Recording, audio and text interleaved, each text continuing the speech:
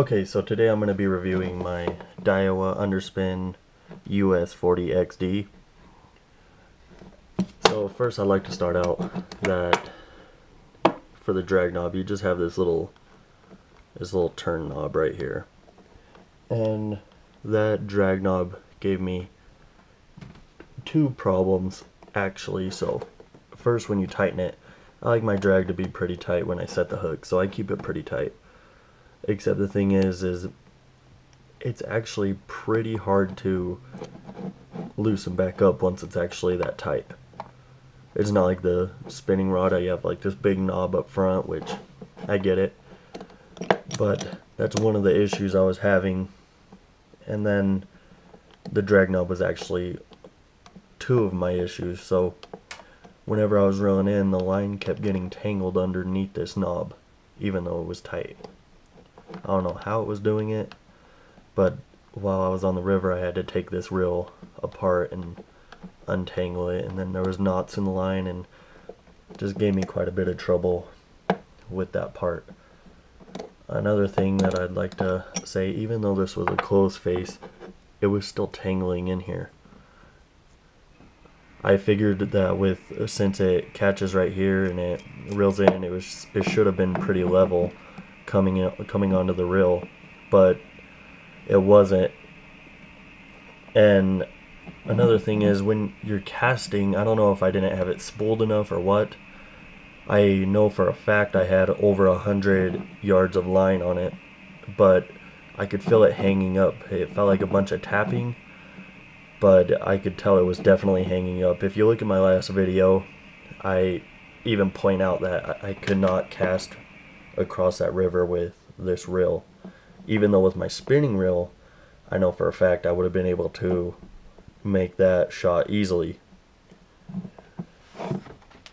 But I'm not going to continue using this one.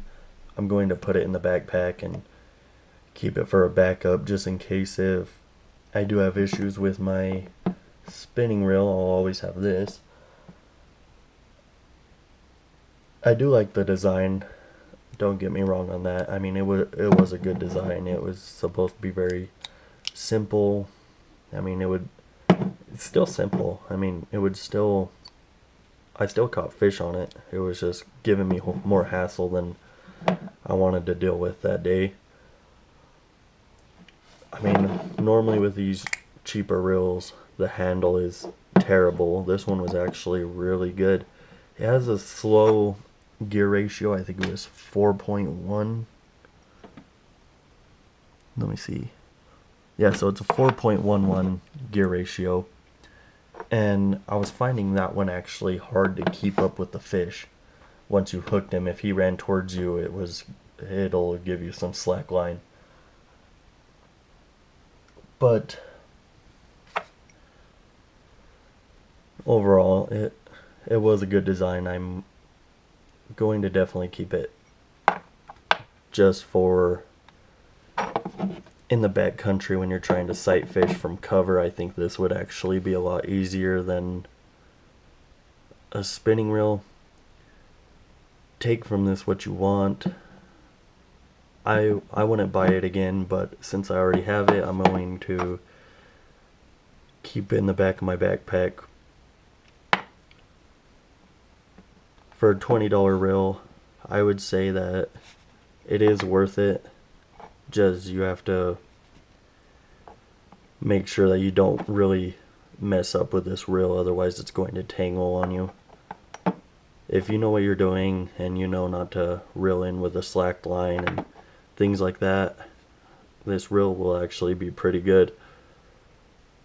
But again, you're not going to get maximum casting distance on this, so depending on which situation you're in, I think this could be a perfect reel.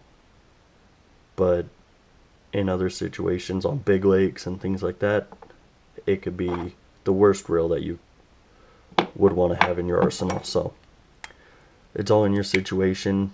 I know that in the backcountry for sight fishing, I'm definitely going to want this, and you'll see it again later on in the year. But for now, since